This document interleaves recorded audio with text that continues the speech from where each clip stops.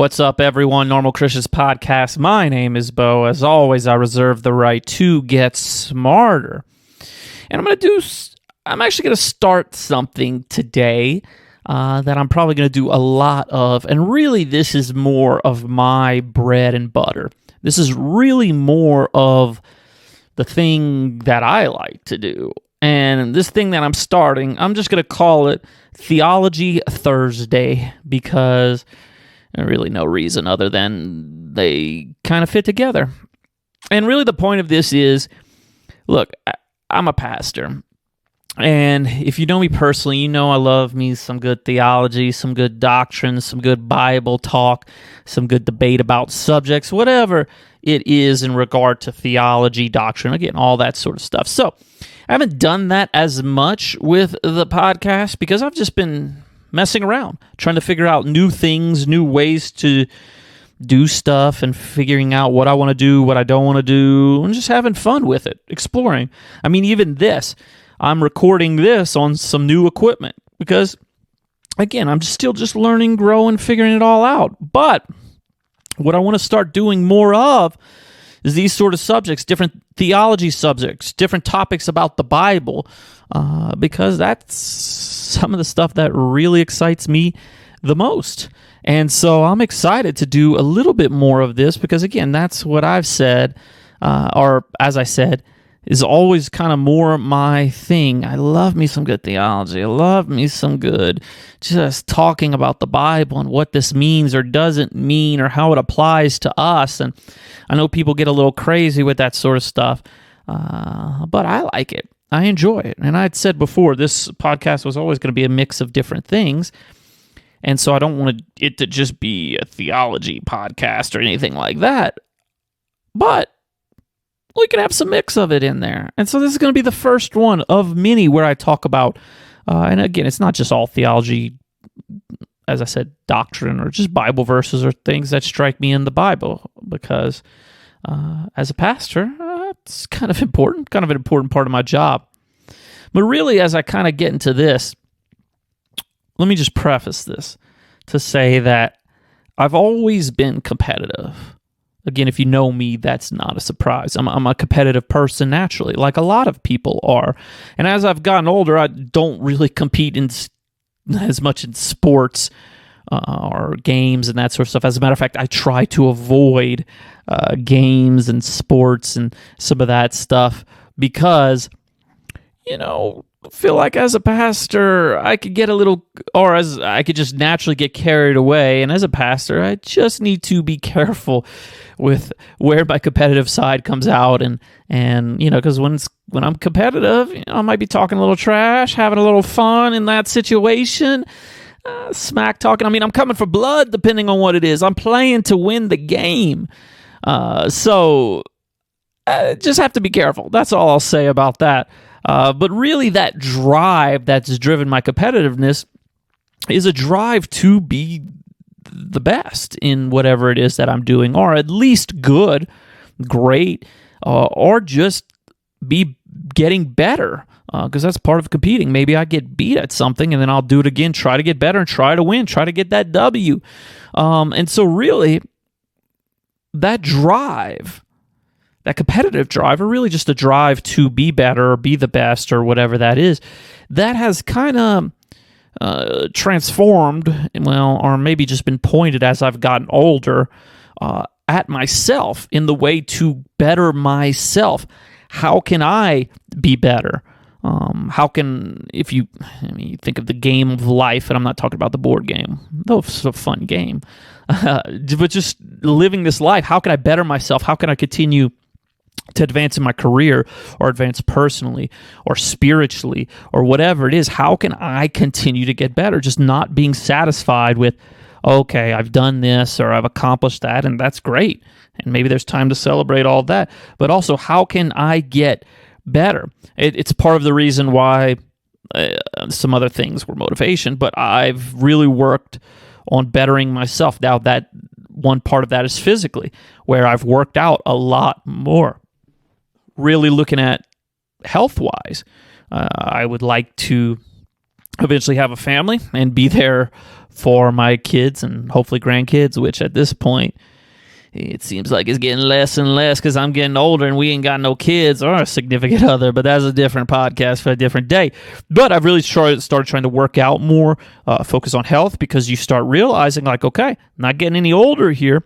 Body's going to break down eventually. Like, how can I do this? And I talked about this in another podcast, but how can I want God to work in and through me. I want to help advance his kingdom. And how could I do that if my body's broken down or I'm just not taking care of myself as much as I can control? Certainly there's a lot that I can't control. But you can see that's kind of how that drive has been pointed in some ways, at least in that aspect, is bettering myself. But then even as I've become, I've been a Christian forever, but as I became a lead pastor and really kept growing in ministry, I think I've seen more and more the need to continue to push and improve myself spiritually in my spiritual walk and my walk with God. Now, we should all want to improve spiritually in our spiritual walk, but I just felt way more of the weight when you become a pastor, and especially a lead pastor, of people's issues, of that sort of thing, where there's just this weight and this heaviness that comes with, oh, okay, you're the spiritual leader now. People are looking up to you in some sense, even though I tell my people all the time, like, look, I'm going to disappoint you. I'm a normal sinner sort of person. I'm flawed. Look to Jesus, that sort of thing. And so there's nothing revolutionary about really wanting to improve spiritually in our walk, but like all of us, right, there's that kind of, I'm a sinner and I struggle with certain things and I just want to get better. And as I said, especially as I'm a pastor, I start thinking, well, okay, maybe this would fly or be good for some other 30-something year old. But you're a pastor now. You need to step up your game. You're not only leading yourself, but you're leading other people spiritually, and you're leading a church. Different things rise and fall in leadership. So again, there's that weight. So really, there's that desire to improve and get better, especially as I don't have some of the other things that I guess maybe took my mind away. Or at least when you're younger, you're not worried about different life issues. You're more worried about sports or different social stuff. And while some of that's still there, it's really focused in on, man, I just got to keep getting better personally, physically, and certainly spiritually in my walk. And I think we should all have that desire. That's not something that's just from a pastor. But who actually feels like they have arrived, right? That's kind of what I'm getting at. We should all have that desire, because who actually looks at their life and go, yeah, no, I've got it. I've really nailed this whole Christianity, this whole walk with God thing. I know that I haven't, and I don't think the Bible gives us any indication that we all, outside of getting to heaven or Christ returning, will ever get to that point where we reach a level where we're like, we really got perfection here, or we're really just nailing this sort of thing perfectly. That's really the point of our sanctification, right? And if you don't know, sanctification is the process which over time, it is a gradual over time process where we become more and more like God, where we become more holy, which is to be set apart for Him in our lives, our actions, our thoughts. And you could think of it, if you need, as just our spiritual growth. When we become saved, sure, there are plenty of people who have moments where they are just miraculously changed. Their life is fundamentally different, moment to moment, from when they weren't saved to when they were. But even still, we all have a journey that we're on, this process of sanctification, where we become more like God, where we grow in our spiritual walks. We will eventually be made perfect and pure. I think the Bible makes that clear in 1 John 3:2-3. It says, "Beloved, we are God's children now, and what we will be has not yet appeared. But we know that when He appears, we shall be like Him." We will be like God, and no one's accusing God of not being perfect. At least we shouldn't. Because we shall see Him as He is, and everyone who thus hopes in Him purifies himself as He is pure. So we're going to be like God eventually. It's incredible stuff. But until then, we're all on this journey and going through the process of sanctification and becoming more like God. So that is the process. We're all on the journey. We're not perfect. We're all doing that. But if you're like me, there's this desire, as we should all have, to be more holy, to be more righteous, to be more like God. We get it's a journey, but it can be frustrating. I don't know about you, but it's frustrating to me. And maybe it's just the guilt and weight of the pastorate again, but some of the things I struggle with or I trip on, I go, come on, man, what are you doing here? This is stupid. Let's be more mature. Let's figure this thing out in some sort of ways. But that's the process. That's the sanctification. It's not easy. For anyone who's been a Christian for a while, you know it's just not an easy thing to be more like God, to be more holy, the process of sanctification. Certainly the Holy Spirit's working in us, making us more like Christ, drawing us to Him. Hopefully we're renewing our minds, all that sort of thing, but it's just not easy because the world, the enemy of our souls, even our flesh, culture, all of that, it's all against us. So the process isn't easy. There's a lot coming against us that isn't making us more like Christ, that's putting obstacles, that's putting things in our way for us to become more like Him. So while it's not easy, though, it is necessary. But that begs the question, how do we go about this? What is the best way to become more like God, to be more sanctified, to be able to walk more in His will, in His way? To look more like Him in our lives in different situations, have our thoughts go that way. And I don't think there's an easy answer necessarily, like some silver bullet. And this doesn't even mention how difficult it can be at times to see or grasp our spiritual growth, because that's another aspect of it. Really, maybe that's one of the more difficult aspects. I don't know. It's just kind of hitting me now. But I think you could think of it more physically, right? I know for me, when I started working out, it's very difficult because I wasn't working out a lot before, but you kind of go at it, you commit. But then after time, you start seeing results. You start seeing, oh, okay, all this work, all this struggle, all this pushing myself, you're getting some results here. I'm not saying I'm getting big results, but you start to see some things change. And you talk to people who've had major weight loss or other physical changes through working out, diet, whatever it is. It takes time, it takes effort, it takes energy, but you can see results. You can see the fruit of your labor. But with our spiritual lives, I think sometimes, especially if we become saved, the results could come quickly. But over time, even just like working out, you could hit a wall where the results don't come as quickly or as dramatic, and so you just really have to push through. I think spiritually sometimes it can be tough to see or grasp these aspects of our spiritual growth. Yeah, we're making progress, but maybe it seems to be becoming slower, or it's harder to see the fruit in some sort of way. There's just so much working against us again, and it could be hard to know or see how we're growing or improving. Even though we have that desire, it could be difficult. So what are we to do, especially if we've been a Christian for a while? We know, okay, we should be getting holy. Hopefully you know that. We should be having fruit. We should be getting closer to God, going forward in this walk, blah, blah, blah, all that stuff. But what do we do, right? Maybe change happened quickly at first, but maybe it's a grind. I've been a Christian forever, and God has helped me make great changes, but as I look now, I want to go deeper. I want to go further. I want more, but how does that come? Because I'm getting frustrated, or I'm tripping over the same sort of thing. And I know this is where I've been even recently. In my prayer times, I'm going, okay, I want to get better at this. I want to go deeper. I want to go further. I want God to work in and through me more. It's like I'm asking, what do I do next? Where do I go from here?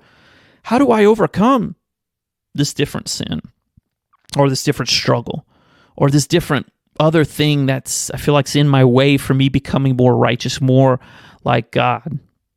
And maybe more importantly, why aren't I becoming more righteous? Why aren't I becoming more of that? What's stopping me? Because again, I don't know about you, but there are times where we all go through different seasons, but I'll have seasons where, man, I'm on fire, I'm ready to go, I'm ready to change, go forward, and others I go, I'm fine, or this is a tough time or season, or there's things going on, or come on, you know what I'm talking about. If you've been a Christian, you have to have been there or know that sort of thing. The question comes up, it's like, what's stopping me? Why aren't I getting more? Why aren't I growing? What's happening? What's this wall? What's this thing?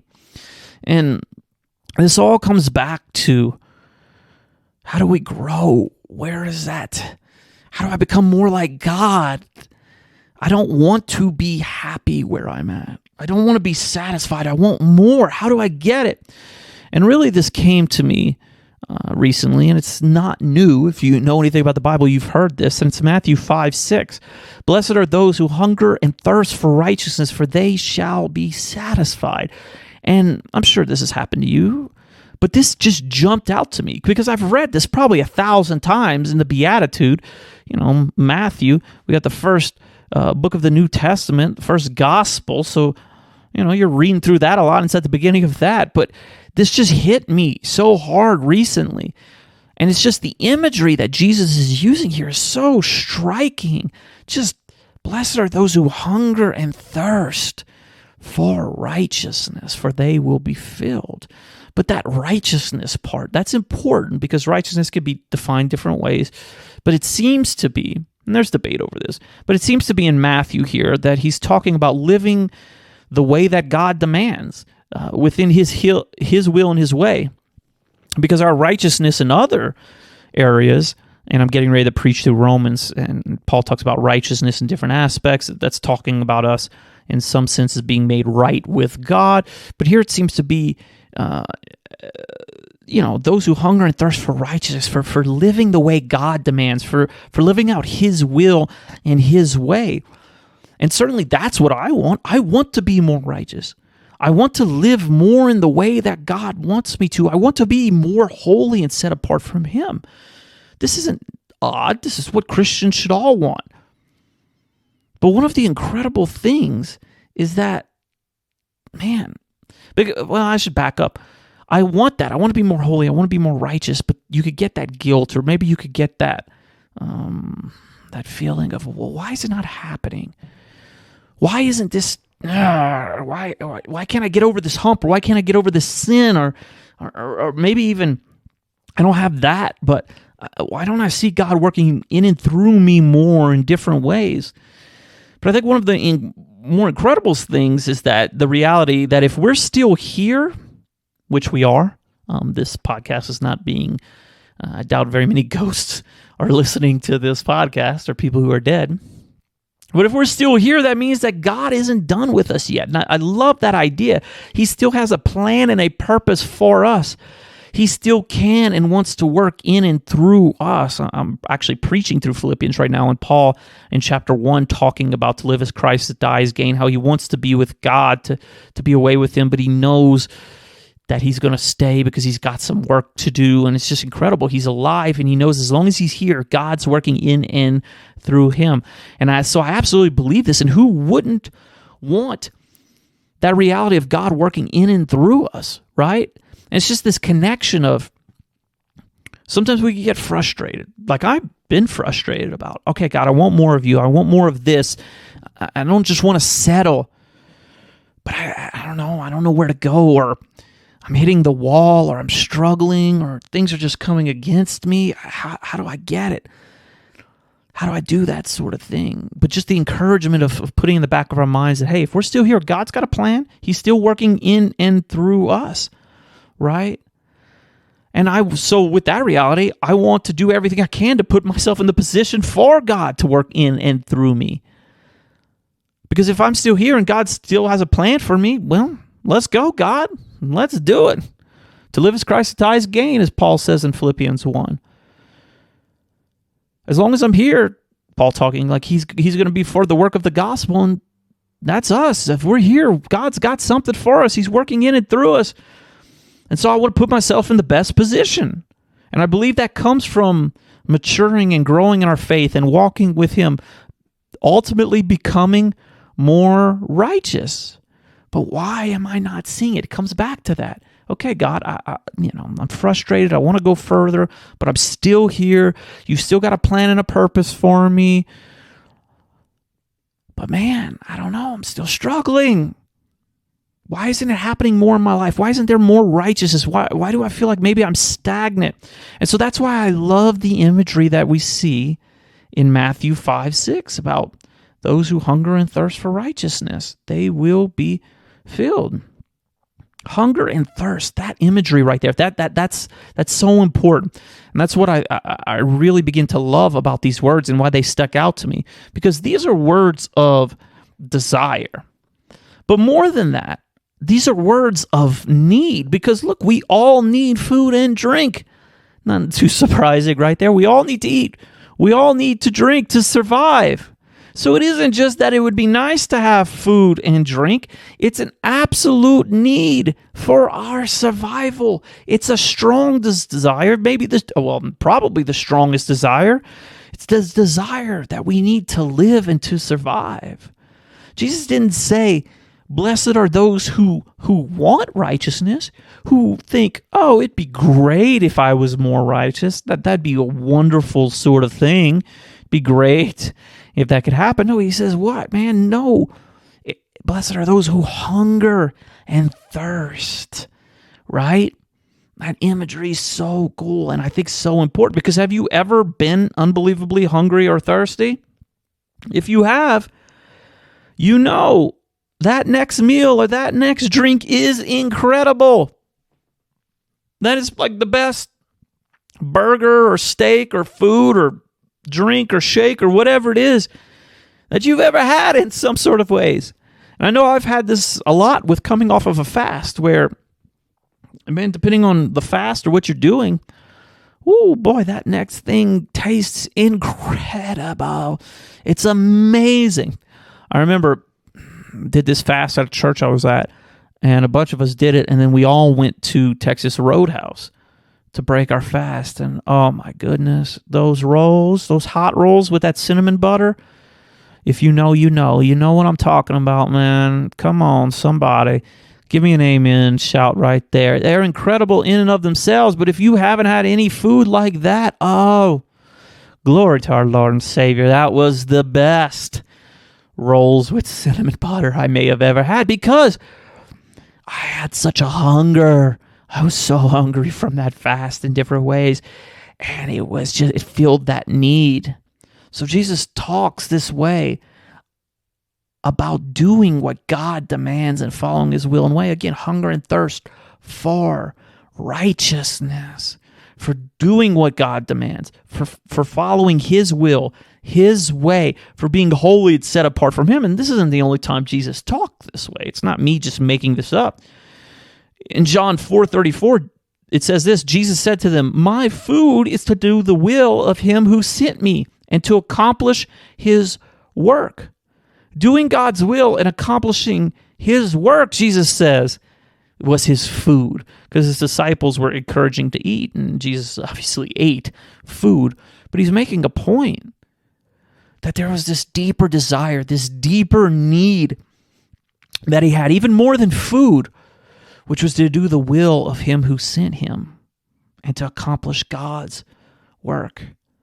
And the amazing thing is, if we need that, like we need, I lost my thoughts there. And the amazing thing is, when you get what Jesus is saying back in Matthew 5:6, that those who hunger and thirst for righteousness, not those who go like, oh yeah, it'd be nice, it'd be great if I had righteousness, it'd be great if I could be more like you, God. But those who go, no, I can't. It's the utmost desire. It's more than that. It's an absolute need. When you get what Jesus is saying in those words, that when we need to accomplish God's will, when we need to do His will and His way and be righteous, when we have that kind of desire for it, Jesus says we will be filled. And I absolutely love that. He's not just saying, okay, you have that strong desire, you have that need to be righteous, to follow my will, my way, all of that. Well, good. Here it is. You will get it. You will be more like me, right? You will walk in my will and way more. No, he just doesn't say that. He says you will be filled. We will be full. There will be an abundance. Because have you ever been just stuffed with a meal? It's a lot different than just eating what you need, right? Because some of the things with the way I eat now is I purposely am not eating my way to being full because of different things I'm not going to get into in this podcast. But there have been times when I've stuffed myself. You know that. Come on, you've been at Thanksgiving before. I don't know about you, but I'm from the South, and we ate. And we ate a lot.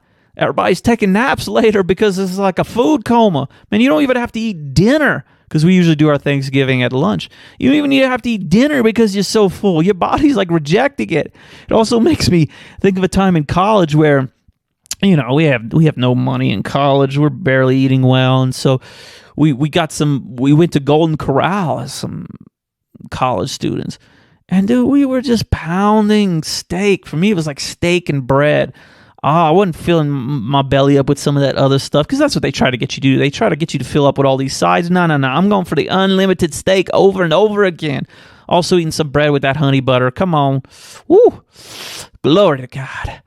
But also those all-you-can-eat pizza buffets. Man, we would eat until we were stuffed, till like we were sick. So there's a difference between just getting enough and being stuffed and being filled. So the promise that Jesus gives is that we will be filled. So those who hunger and thirst, those who go, man, I have a need and a desire, a deep need, something that's, man, it's like what I need to survive. That righteousness, that need for righteousness, to be like God, to have Him work in and through me, to be more separated from Him, that righteousness aspect of it. Man, He says you will be filled. You will have righteousness. Not just enough. It'll be overflowing. It's amazing. But I think it comes down to this. Do we want it? Do we actually want that? And that may seem like an odd question, but here's the reality. I don't think we do. Or at least a lot of us don't. And for myself at times, I know I don't. Because here's the reality. If we do want it, if we do want the reality of what's being communicated in Matthew 5:6, that if we can hunger and thirst, if we can have a deep, strong desire and need to be more righteous, to be more like God, to follow His will and way more, man, that's the promise, is that we will be filled. It will happen. So if we really do want that, it's there for us. It's right there in Scripture. It's Jesus' word. And people aren't, you're not accusing Jesus of being a liar, are you? Because if you are, you got some other problems, something else. So the problem isn't, get what I'm saying here, the problem isn't that God isn't helping us out with being more righteous, or that He doesn't want to make us more righteous, more like Him, being able to follow Him and His will and way more into a greater degree, making us more holy. The problem is that we simply don't want it. We actually don't want more of God and His righteousness. Now you may say, okay, come on now. That's just not true. I do want more of it. And I get the objection, but how can you read Matthew 5:6 and come to any other conclusion? How could it be anything else? You just have to look at us. The promise is we will be filled with righteousness. If we hunger and thirst for it, it will happen. But for those of us who aren't, for those of us who maybe are lacking, it can't be a problem with God. It's right there in the words. Jesus says, you will be filled. So it seems like the problem is we just don't want it, or we just don't want it enough. Again, we just really don't want it. Even though so many of us say we do, even though so many of us say, oh yeah, I definitely want more of God.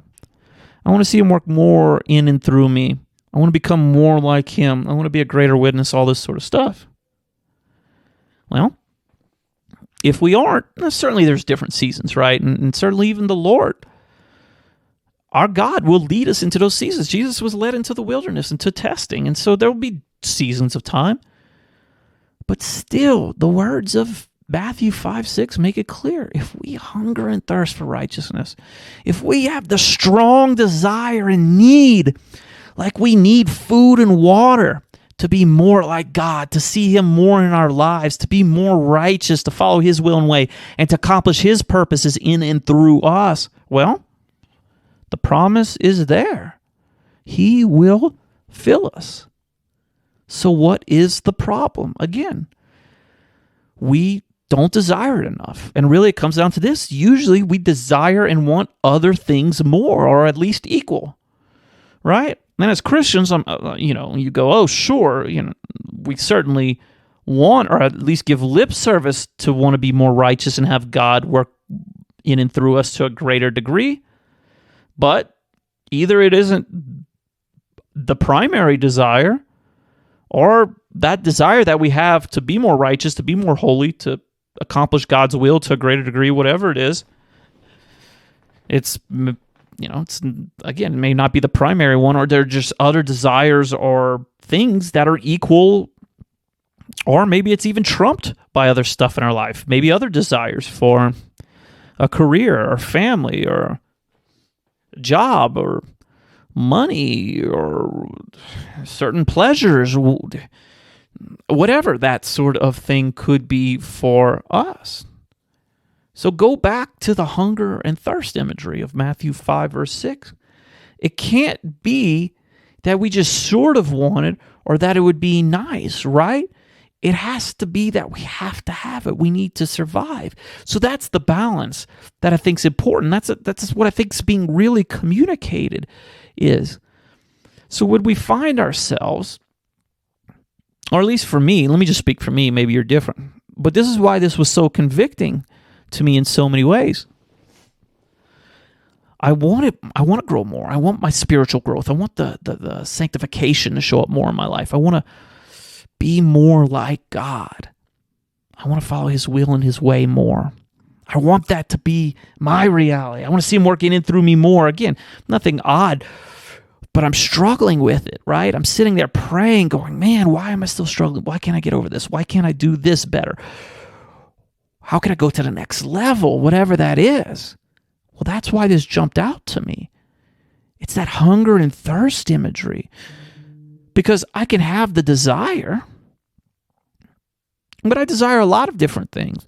But is it more than just a desire? Is it more than just, oh, that would be nice to have?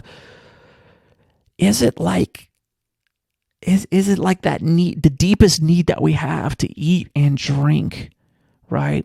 Where we go, man, I cannot survive without this. Is that my desire for righteousness? Is that my desire to do God's will and accomplish his purposes and to see him more in my life, working more in my life? Is that desire for that like my need to survive?